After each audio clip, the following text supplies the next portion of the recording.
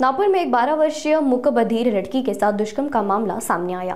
आरोपी ने लड़की को उपचार के बहाने अपने घर ले जाकर उसके साथ दुष्कर्म किया। पीड़ित ने अपने चाची को इस घटना की जानकारी दी, जिसके बाद उन्होंने पीड़ित के माता पिता को सूचित किया। परिजनों की शिकायत पर पुलिस ने आरोपी को गिरफ्तार किया। साथ ही इसके खिलाफ पॉक्स एक्ट और भारतीय न्याय संहिता के तहत मामला दर्ज कर पुलिस ने आरोपी को गिरफ्तार कर लिया है और साथ ही आगे की जाँच जारी है।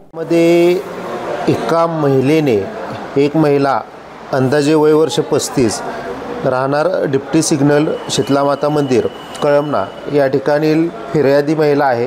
तिने येऊन अशी रिपोर्ट दिली की तिची मुलगी अबक वय वर्ष 12 ही जात असताना तिला आशीर्वाद कॉम्प्लेक्स या ठिकाणी एका चौकीदारने आतमध्ये घरात बोलवून तिच्यासोबत असभ्य वर्तन करण्याचा प्रयत्न केलेला आहे।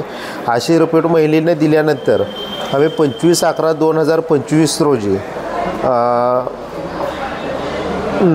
25/11/2025 रोजी अपक्रमांक 986/25 कलम 65(2) भारतीय न्याय संहिता सहकलम 412 पोक्सो अशा पद्धतीने आरोपीस अटक केलेली आहे।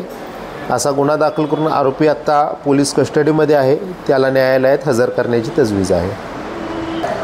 यामध्ये मी जनतेला अशा प्रकारे आवाहन करेन की त्यांच्या ज्या मुली आहेत त्यांना ज्या वेळेला आपण अनोळखी व्यक्तीच्या ताब्यात कोणाही कधीही देऊ नये वा त्यांना कुठेही बाहेर जात असतील किंवा अनोळखी इसम जर संशयित दिसून आला तर तात्काळ पोलिसांशी संपर्क साधावा।